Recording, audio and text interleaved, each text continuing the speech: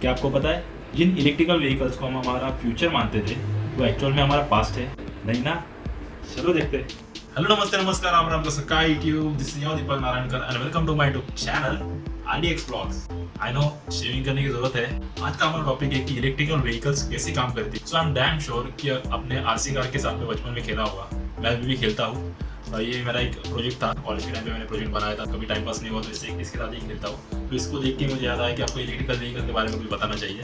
पर किसको पता था जब हम बड़े हो गए तो इसके अंदर बैठ के हम खुद ही उसको ड्राइव करेंगे और एक हमारा ट्रांसपोर्टेशन का मेन जरिया बन जाएगा। सो आपको एक बात बताने जाऊँ कि इलेक्ट्रिकल व्हीकल्स सेम हमारे आरसी कार्स के जैसे काम करती है। जैसे हमारे आरसी कार्स में एक बैटरी होती थी, बैटरी के साथ में एक मोटर होता था जो हमारे पहिए को घुमाता था और हमारा रिमोट कंट्रोल हमारे हाथ में होता था।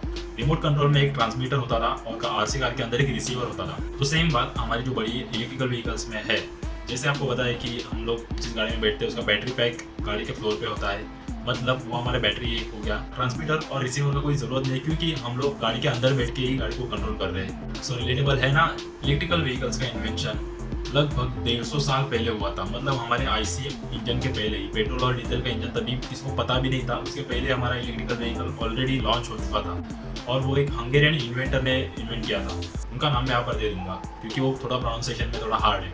18th सेंचुरी के एंडिंग में इलेक्ट्रिकल कार्स की तो पूरी टैक्सीज भी बन गई थी। ब्रिटेन और यूएस में इलेक्ट्रिकल व्हीकल्स की टैक्सीज भी चल रही थी। तब तक हमारे आईसी इंजन का इन्वेंशन भी नहीं हुआ था, फोर्ड का मॉडल टी तब तक लॉन्च भी नहीं हुआ था, उसके पहले वाली बात है। पर उस वक्त टेक्नोलॉजीज का प्राइस बहुत ज़्यादा होता था, उसमें इन्वेस्टमेंट भी बहुत ज़्यादा होती थी, इसलिए उस टाइम भी इलेक्ट्रिकल कार धीरे धीरे कम होती गई। और उसके बाद में अल्टरनेटिव हम लोग ऑप्शन मिल गया आईसी इंजन का। वो कंपेरेटिवली सस्ते होते थे और उनमें इनिशियल कॉस्ट भी ज़्यादा नहीं होता था। पर अभी हम लोग इलेक्ट्रिकल कार्स की बात क्यों करते हैं और इलेक्ट्रिकल कार्स के ऊपर हम लोग इतना ज़्यादा फोकस क्यों कर रहे हैं? आपको पता है कि ग्लोबल वार्मिंग हमारे पूरे वर्ल्ड का एक मेजर प्रॉब्लम बन चुका है और उसका मेन रीज़न है पोल्यूशन। सो पोल्यूशन का एक बड़ा सा हिस्सा व्हीकल्स को भी आता है क्योंकि व्हीकल्स की वजह से ही ज़्यादातर एयर पोल्यूशन होता है। और फैक्ट्रीज हो तो अलग बात है, फैक्ट्रीज से या फिर कंपनी से अलग से जो एयर पोल्यूशन होता है वो तो अलग बात है, पर मेजर हिस्सा व्हीकल्स का भी होता है। सो इस चीज़ को कम करने के लिए ऑल ओवर वर्ल्ड में इलेक्ट्रिकल व्हीकल्स पे बहुत ज़्यादा फोकस किया जा रहा है। तो चलो इन्हीं इलेक्ट्रिकल व्हीकल्स के बारे में थोड़ा और जानते हैं। इलेक्ट्रिकल व्हीकल्स में बेसिकली 4 मेजर कंपोनेंट्स होते हैं। जैसे हमारे आईसी इंजन व्हीकल्स में इंजन, ट्रांसमिशन और ईसीयू होता है, वैसे ही इलेक्ट्रिकल व्हीकल्स में भी बहुत मेजर पार्ट्स होते हैं। पहला है बैटरी, दूसरा है मोटर, तीसरा है बैटरी मैनेजमेंट सिस्टम और चौथा है इन्वर्टर। इन 4 चीज़ों पे ही इलेक्ट्रिकल व्हीकल काम करती है। सो हम लोग 1 बाय 1 उसको देखेंगे और थोड़ा सा आगे जानकारी लेंगे। जैसे हम सबको पता है कि कार की जो बैटरी होती है वो लेड एसिड बैटरी होती है, पर इलेक्ट्रिकल व्हीकल्स में लेड एसिड बैटरी यूज नहीं होती है क्योंकि लेड एसिड बैटरी का वेट बहुत ज़्यादा होता है, उसका स्ट्रक्चर बहुत बड़ा होता है और उसकी जो इलेक्ट्रिकल एनर्जी स्टोर करने की जो कैपेसिटी होती है वो बहुत कम होती है। सो हमारे जो इलेक्ट्रिकल व्हीकल्स में कौन सी वाली बैटरी यूज होती है? Lithium ion. सो इसीलिए हमारे इलेक्ट्रिकल व्हीकल्स में लिथियम आयन बैटरी यूज होती है। पर वो दिखती कैसी है? इस सेल को आप जानते ही होंगे। इलेक्ट्रिकल व्हीकल्स इन्हीं तरह की बैटरी यूज होती है, पर ये वाली बैटरी नहीं, उसमें लिथियम आयन की बैटरी यूज होती है। इसी बैटरी के जैसे हजारों सेल्स यूज करके लिथियम आयन का बैटरी पैक बनाया जाता है। जैसे आपको पता है कि इलेक्ट्रिकल व्हीकल में बैटरी पैक हमारे फ्लोर के अंदर होता है, मतलब बैटरी पैक का ही फ्लोर पूरा बना होता है। तो उस बैटरी पैक में इसी जैसे बहुत सारे सेल होते हैं। टेस्ला का अगर हम लोग एग्जाम्पल लेने जाएंगे तो टेस्ला में 7104 मतलब 7104 बैटरीज, इसी साइज की 7104 बैटरी से उसका पूरा बैटरी पैक बना होता है। तो उसमें tremendous amount of energy store होती है, मतलब उसका जो पावर आउटपुट होता है वो 200 से लेकर 400 वोल्ट तक होता है। आपको पता है कि हमारा जो घर का सप्लाई होता है वो 230 वोल्ट तक होता है मैक्सिमम। तो सेकेंड चीज़ है हमारी मोटर। मोटर कौन सी यूज होती है? इलेक्ट्रिकल व्हीकल्स में 2 तरह की मोटर यूज होती है, एक BLDC मोटर और एक AC इंडक्शन मोटर। BLDC मतलब brushless DC motor. Brushless DC motor आपको जो छोटी व्हीकल्स है, बाइक से या फिर उस तरह की रिक्शा भी होती है, उनमें आपको BLDC मोटर दिखेगी। पर अगर आपको ज़्यादा पावर आउटपुट चाहिए, मतलब हमारे SUV है, सीडान है या फिर और भी इलेक्ट्रिकल कार्स है या फिर इलेक्ट्रिकल बाइक्स है, उनमें आपको AC इंडक्शन मोटर की ज़रूरत होती है। AC इंडक्शन मोटर मतलब वो अल्टरनेटिंग करंट पे काम करती है। तो यहाँ पर एक सवाल आता है कि हमारे पास बैटरी है और मोटर चलती है AC करंट पे, तो DC से AC कौन करेगा? DC से AC करने के लिए हमारा जो 4th कंपोनेंट बोला था ना, वो काम करता है, इन्वर्टर। इन्वर्टर एक ऐसी चीज़ है जो डीसी करंट को एसी करंट में कन्वर्ट कर देता है। तीसरा कंपोनेंट है बैटरी मैनेजमेंट सिस्टम। सो जैसे आपको पता है कि आईसी इंजन में ECU होता है, ECU मतलब इलेक्ट्रॉनिक कंट्रोल मॉड्यूल, वो गाड़ी की हर एक चीज़ पर नजर रखता है। वैसे ही इलेक्ट्रिकल व्हीकल्स में बैटरी मैनेजमेंट सिस्टम होता है।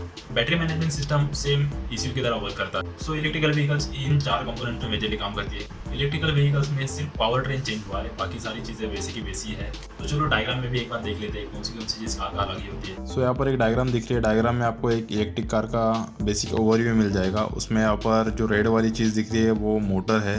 वैसे तो 2 मोटर है इसमें, और जो बीच में बड़ा सा पार्ट दिख रहा है वो बैटरी पैक है।